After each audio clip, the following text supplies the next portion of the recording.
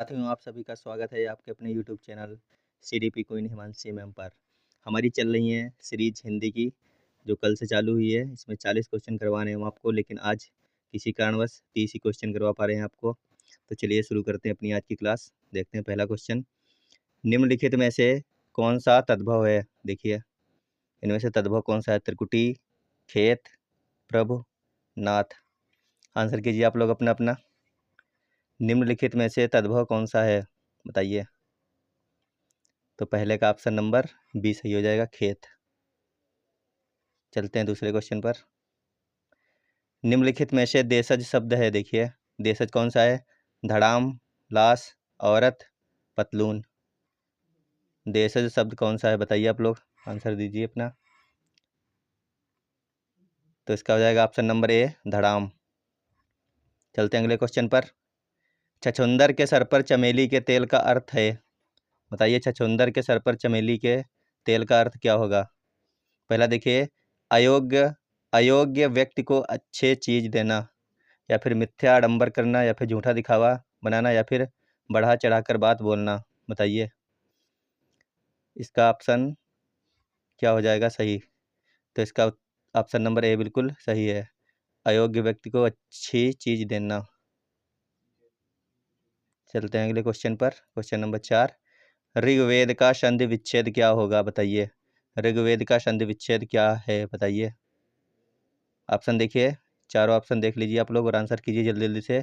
ऋग्वेद का संधि विच्छेद क्या होगा?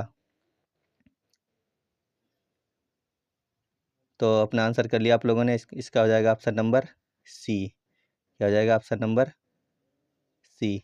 चलते हैं अगले क्वेश्चन पर। ऋजु का विलोम शब्द है, बताइए। ऋजु का विलोम क्या होगा? सरल, त्रिकोण, वक्र या सीधा।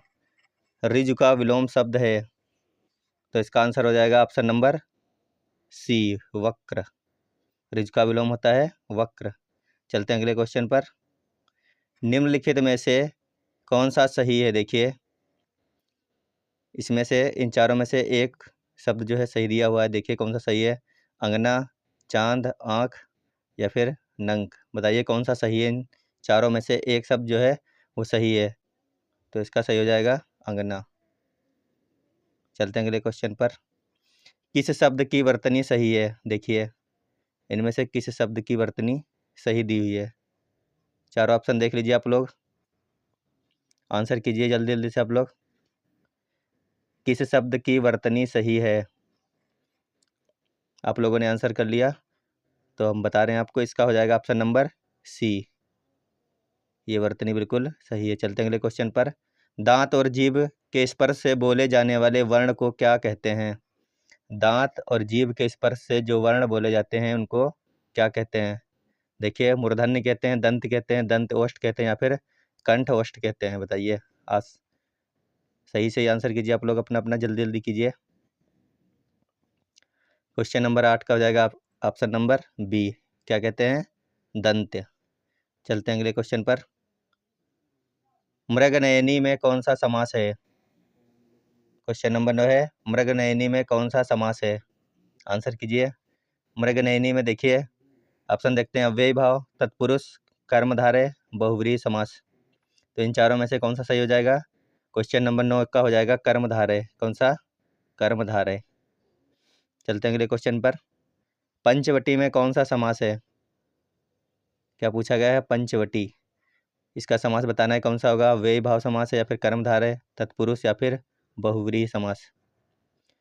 तो पंचवटी में हो जाएगा ऑप्शन नंबर डी, बहुव्रीहि समास। पंचवटी में है बहुव्रीहि समास। चलते हैं अगले क्वेश्चन पर। अगला क्वेश्चन है, वानर का तद्भव रूप है। देखिए ऑप्शन क्या होगा? बानर, बंदर, बांदर या फिर बांडर। देखिए, इन चारों में से सही ऑप्शन कौन सा है? वानर का तद्भव रूप कौन सा है? आंसर कीजिए अपना अपना। तो इसका सही हो जाएगा बंदर। क्या हो जाएगा? बंदर। चलते हैं अगले क्वेश्चन पर। कटक का सही अर्थ होगा, कटक का सही अर्थ क्या होगा? ऑप्शन देखिए, काटना, कीट, सेना, सरपट। चारों में से इसका सही आंसर कौन सा होगा? कटक का सही अर्थ होगा। जल्दी जल्दी से आप लोग आंसर कर लीजिए अपना अपना। कटक का सही अर्थ बताना है, तो इसका हो जाएगा ऑप्शन नंबर सी, सेना। चलते हैं अगले क्वेश्चन पर। काल का एक अर्थ है समय। समय मीन्स होता है काल, या फिर काल मीन्स होता है समय। तो कह रहा है निम्नलिखित में से दूसरा सही अर्थ क्या होगा? काल का एक हो गया समय, तो दूसरा बताना है क्या होगा? सोना होगा, प्रकृत होगा, मृत्यु होगा, या फिर विशेष होगा। काल का एक अर्थ होता है समय, और काल का दूसरा अर्थ क्या होगा ये बताना है। देखिए क्वेश्चन नंबर 13 का आंसर कीजिए आप लोग। तो क्वेश्चन नंबर 13 का हो जाएगा ऑप्शन नंबर सी। क्या होता है? काल का मृत्यु होता है और समय। चलते हैं अगले क्वेश्चन पर। कुरुक्षेत्र को क्या कहा जाता है? कुरुक्षेत्र को क्या कहा जाता है? देखिए कुरुक्षेत्र को क्या कहते हैं? रण क्षेत्र कहते हैं, युद्ध क्षेत्र कहते हैं, यज्ञ क्षेत्र कहते हैं, या फिर संघर्ष क्षेत्र कहते हैं। क्वेश्चन नंबर 14 का आंसर कीजिए आप लोग। कुरुक्षेत्र को क्या कहा जाता है? 14 का हो जाएगा ऑप्शन नंबर ए। क्या कहते हैं? रण क्षेत्र कहते हैं। कुरुक्षेत्र को कहते हैं रण क्षेत्र। चलते हैं अगले क्वेश्चन पर। तो अगला क्वेश्चन देखते हैं। निम्न में से पृथ्वी का पर्यायवाची नहीं है। क्या? पृथ्वी का पर्यायवाची नहीं पूछ रहा है। तो देखिए मही है, अंबर, मेदिनी, भू। क्वेश्चन नंबर 15 का आंसर कीजिए। पृथ्वी का पर्यायवाची नहीं है, तो इसका हो जाएगा ऑप्शन नंबर बी, अंबर मीन्स आकाश होता है। चलते हैं अगले क्वेश्चन पर। प्राचीन का विलोम कौन सा है? देखिए प्राचीन का विलोम पूछा गया है। प्राचीन माने होता है पुराना, और इसका उल्टा क्या हो जाएगा देख लीजिए। ऑप्शन कीजिए आप लोग अपना अपना। जल्दी जल्दी से आप लोग आंसर कीजिए। अगर आपने हमारे इस यूट्यूब चैनल को सब्सक्राइब नहीं किया तो कृपया कर लीजिए, और वीडियो को लाइक कर दीजिए। आपके लिए रोज़ रात को हम 8 बजे लेकर आते हैं हिंदी की ज़बरदस्त प्रैक्टिस क्लास। इसको आप रोज़ देखिए, आपके लिए काफ़ी उपयोगी रहने वाली ये क्लास। तो क्वेश्चन नंबर 16 का आंसर हो जाएगा ऑप्शन नंबर सी।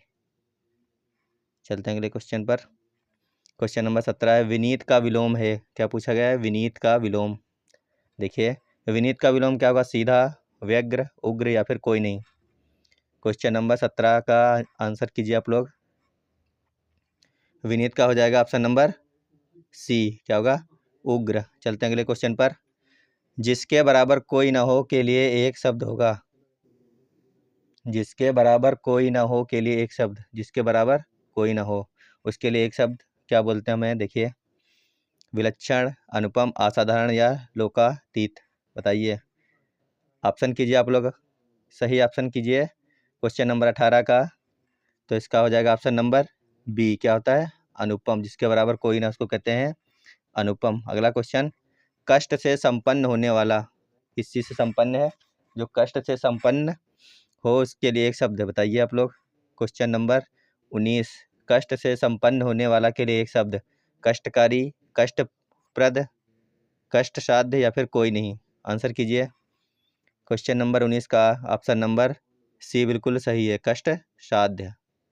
आगे देखते हैं। कान काटना मुहावरे का अर्थ है। कान काटना मुहावरे का अर्थ क्या होगा? आंसर करना है। देखिए कटखना होगा, या फिर चतुर होगा, या फिर मूर्ख होगा, या फिर विनम्र होगा। अपना आंसर कर लीजिए आप लोग। सही आंसर कीजिए अपना अपना, कोशिश कीजिए कि सही आंसर हो। देखते हैं आप लोगों के कितने आंसर सही निकलते हैं 30 में से। कान काटना मुहावरे का अर्थ हो जाएगा क्वेश्चन नंबर 20 का ऑप्शन नंबर बी बिल्कुल सही है, चतुर होना। चलते अगले क्वेश्चन पर। चिकना घड़ा होना का क्या तात्पर्य है? Question number 21। चिकना घड़ा होना का क्या तात्पर्य है? ऑप्शन देख लेते हैं। चिकना होना, समृद्ध होना, निर्लज्ज होना, या फिर भयभीत होना। देखिए आप लोग आंसर कर लीजिए अपना अपना। चिकना घड़ा होना का अर्थ बताना है, क्या इसका तात्पर्य होता है। तो 21 का हो जाएगा ऑप्शन नंबर सी। क्या होता है चिकना घड़ा होने का तात्पर्य? निर्लज्ज होना। चलते हैं अगले क्वेश्चन पर। तू डाल डाल मैं पात पात का क्या अर्थ है? देखिए तू डाल डाल मैं पात पात का क्या अर्थ है? ये कहावत बहुत फेमस है, तो आप लोग आंसर कर लीजिए अपना अपना। देखिए जैसे को तैसा है, या फिर चालाकी का उत्तर चालाकी से देना, ऊंची कल्पना करना, या फिर जमीन पर ना रहना। बताइए सही आंसर कौन सा होगा? तू डाल डाल में पात पात का क्या अर्थ है? इसका हो जाएगा ऑप्शन नंबर बी, चालाकी का उत्तर चालाकी से देना। तू डाल डाल में पात पात। चलते हैं अगले क्वेश्चन पर। Question number 23। कबीर की भक्ति का स्वरूप कैसा है, बताइए। कबीर जी की जो भक्ति उसका स्वरूप कैसा है, सगुण भक्ति है या फिर सूफी मतवादी या फिर वैष्णव मतवादी या फिर निर्गुण भक्ति है। चारों ऑप्शन देख लीजिए और फिर सही आंसर कीजिए आप लोग अपना। कबीर की भक्ति का स्वरूप कैसा है, तो इसका हो जाएगा ऑप्शन नंबर डी। कैसी है, निर्गुण भक्त शाखा के कवि थे कबीर। तुलसी की कृत रामचरितमानस की भाषा क्या है, देखिए। तुलसी कृत रामचरितमानस की भाषा बतानी है कौन सी है, भोजपुरी या फिर बुंदेली या फिर ब्रिज या फिर अवधी। तुलसी कृत रामचरितमानस की भाषा, ये वाला क्वेश्चन हमने अपनी भाषा बोली चैप्टर में करवाया था आप लोगों को, जो पहली क्लास थी हिंदी की हमारी। अगर आपने नहीं देखी तो देख लीजिए। उसमें आपको हमने बताया था कि जो राम से संबंधित अगर कुछ पूछा जाता है तो उसमें कौन सी भाषा रहेगी, अवधी भाषा रहेगी। इसमें पूछा गया रामचरितमानस, तो इसकी भाषा हो जाएगी अवधी, ऑप्शन नंबर डी। चलते हैं अगले क्वेश्चन पर। जयशंकर प्रसाद का संबंध किस काव्य प्रवृत्ति से है, देखिए। क्वेश्चन नंबर 25, जयशंकर प्रसाद का संबंध किस काव्य प्रवृत्ति से है, बताइए। छायावादी या फिर प्रयोगवादी, प्रगतिवादी या फिर इनमें से कोई नहीं। सही आंसर कीजिए आप लोग अपना। जयशंकर प्रसाद का संबंध किस काव्य प्रवृत्ति से है, देखिए। तो इसका हो जाएगा ऑप्शन नंबर ए, छायावादी।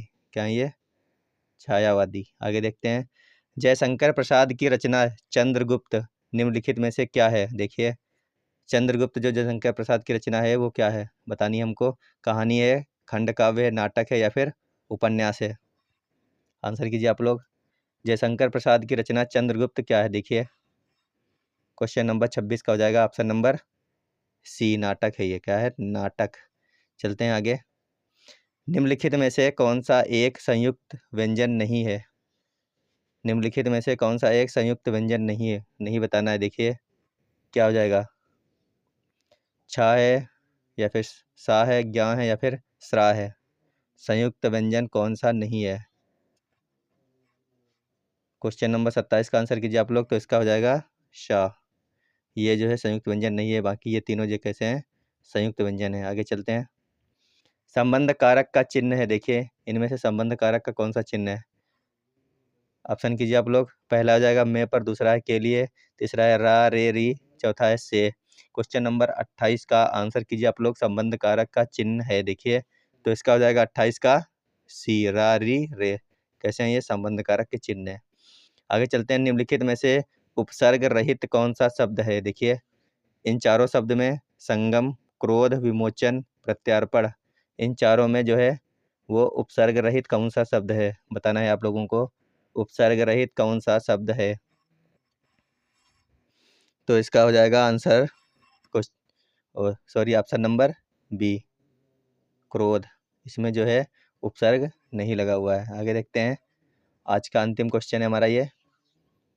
रोला के प्रत्येक चरण में कितनी मात्राएं होती हैं, क्या पूछ रहा है। रोला के प्रत्येक चरण में कितनी मात्राएं होती हैं, देखिए। 14 होती हैं, 21 होती हैं, 24 या फिर 34। आप लोग आंसर कीजिए इसका।